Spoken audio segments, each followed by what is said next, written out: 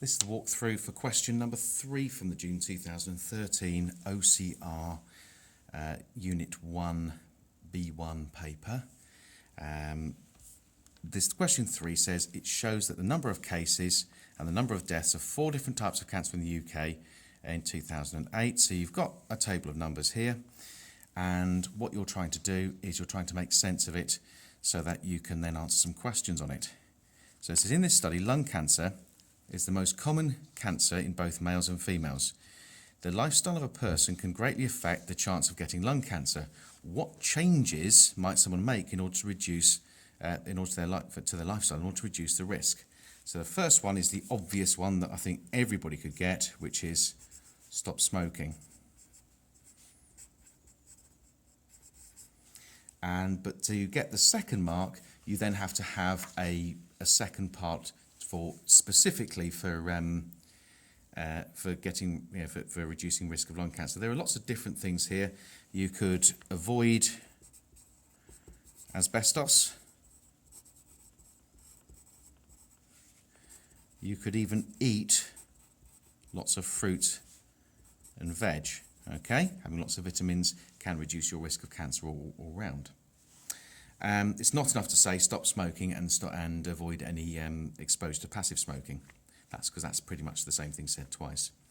The next part is to calculate the ratio between the cases and deaths for thyroid cancer in both males and females.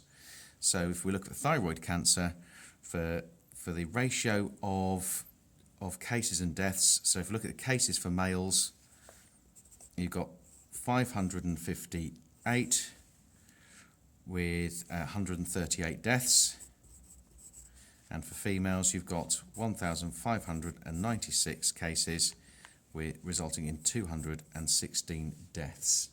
Now, you can actually just put that in. You can actually just put that ratio in. So you can actually say 558 to 138. Or you can sort of narrow it down. So for male cases, for example, that if you divided that by that, you get a number pretty close to 4.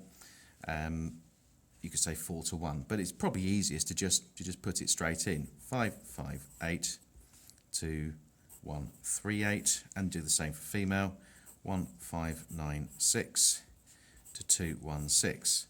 Now the next part of the question says, use your answer from part 2 to explain whether males or females are more at risk from dying of thyroid cancer. So the first part of the answer is males.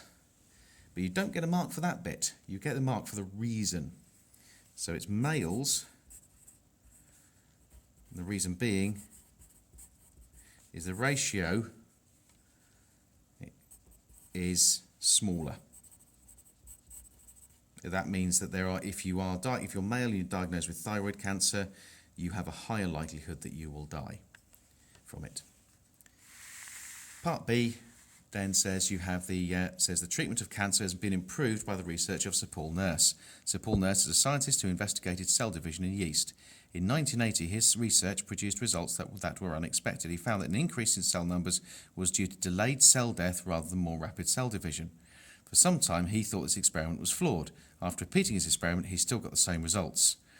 Cancer researchers use these results to help them develop entirely new cancer treatments. Now, you don't get the marks for quoting anything from there, but what it asks you is to suggest reasons why this work led to him getting a Nobel Prize. Well, the first part is it's led to a groundbreaking discovery.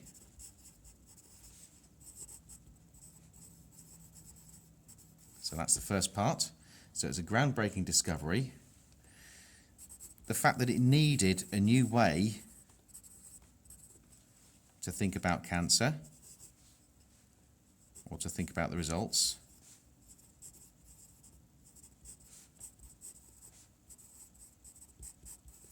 Okay, and you could then say also that his work